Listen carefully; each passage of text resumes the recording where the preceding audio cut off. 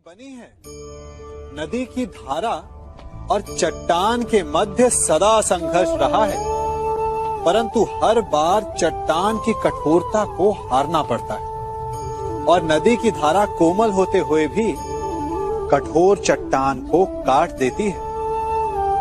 कभी सोचा है क्यों चट्टान इतनी कठोर और जल इतना कोमल, चट्टान इतनी दृढ़ और जल इतना लचीला, फिर भी सदा जल कठोर चट्टानों के मध्य से अपना मार्ग बना ही लेती है?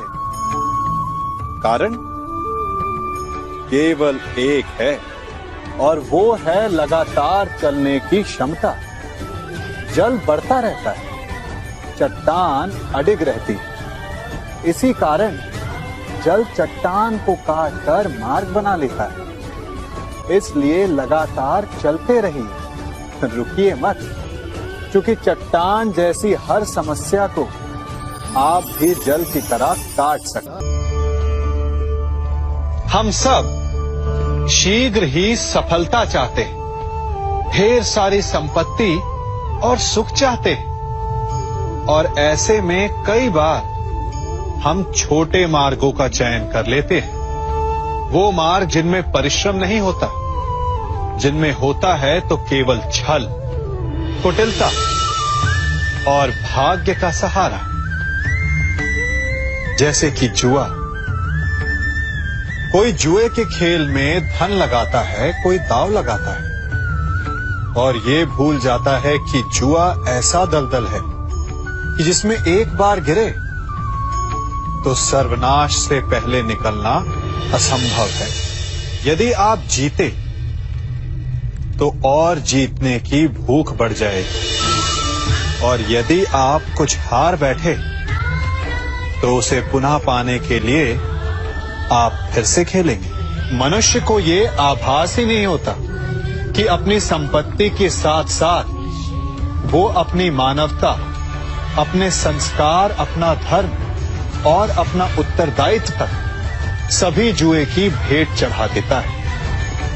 इसलिए कुछ पाना है तो परिश्रम से पाओ। यदि कुछ जुए में जीता तो वो उतना शीघ्र ही खो दोगे, चूंकि उसे परिश्रम से पाया नहीं गया है, और उसकी रक्षा करने के लिए आपके मन में स्वाभाविक प्रयास भी नहीं होंगे। हम सभी बचपन से ये सुनते आए हैं कि अच्छे मित्र हमारे जीवन को पूर्णतः परिवर्तित कर सकते हैं, है ना? अच्छे मित्र, परंतु कौन? जिनसे आप प्रश्न पूछें और वो मित्र बिना किसी पक्षपात के, भय रहित होकर, बिना किसी लालच के आपको उचित उत्तर दें। परंतु सबके समक्ष ये समस्या आ जाती है कि आज के समय में ऐसे मित्र मिलना दुर्लभ है, वो तो होते ही नहीं। परंतु मैं आपको एक बात बताता हूं, हम सब के पास एक ऐसा मित्र होता है, बस हम उसे पहचान ही नहीं पाते। वो है दर्पण। दर्पण के समक्ष खड़े होकर आप स्वयं से पूछिए कि यदि आज आपका अंतिम दिन होता तो क्या आप वही करते जो आप कर रहे थे? आपको उत्तर मिले या ना मिले, परंतु आपकी दिशा अवश्य बदलेगी। इसलिए आपसे अतिरिक्त आपका सबसे घनिष्ठ मित्र, सबसे अच्छा मित्र और कोई नहीं। मनुष्य भी बड़ा विचित्र प्राणी है।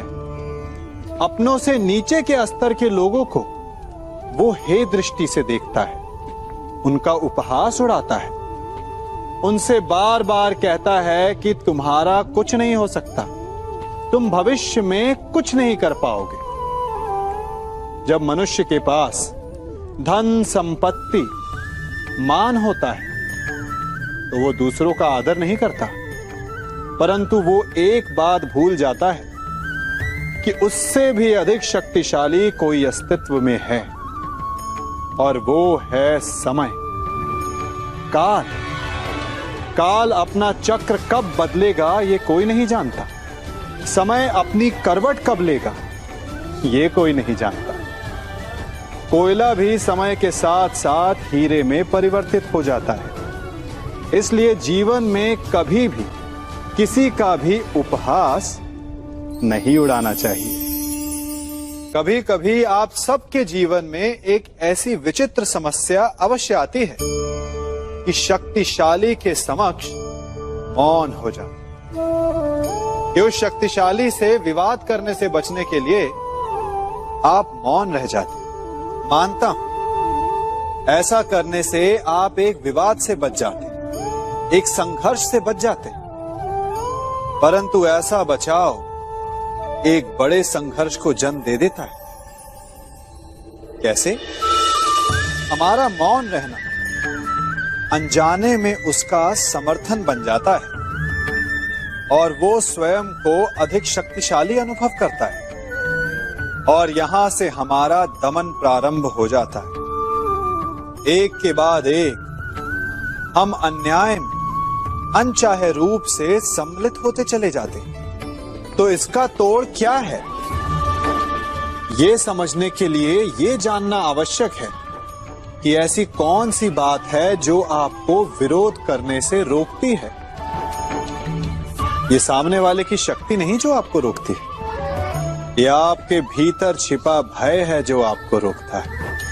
हाँ, कभी कभी भय आपकी सुरक्षा अवश्य कर सकता है, परंतु साथ साथ ये भी जानना आवश्यक है कि ये भय ही है जो आपको मौन भी रखता है। इसलिए अपने मन से भय को निकालिए और खुलकर अनीति का, अन्याय का विरोध कीजिए और फिर देखिएगा आपका मन कितना मुक्त, कितना हल्का अनुभव करेगा। जीवन में सफल कौन नहीं होना चाहता?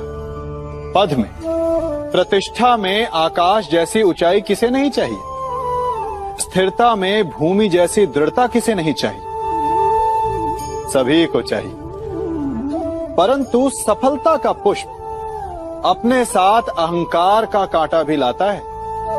सफलता आपको आनंद देती है, उपलब्धि आपको गर्व देती है और फिर यही आनंद धीरे धीरे अहंकार में परिवर्तित हो जाता है, फिर अतिक्रमण में और अंततः अन्याय में। और यहीं से सफलता का नाश प्रारंभ हो जाता है। यदि आप चाहते हैं कि आपकी सफलता लोगों की दृष्टि में सम्मान बनकर रहे, लोगों के मन में शूल बनकर नहीं, तो ये आप वृक्ष से सीखिए। फलों से लदने के पश्चात वो झुक जाता है। उसी प्रकार सफलता मिलने पर विनम्रता अधिक आवश्यक है और जीवन में अधिक सफलता पाने के लिए या पाने पर और अधिक विनम्र हो जाना चाहिए।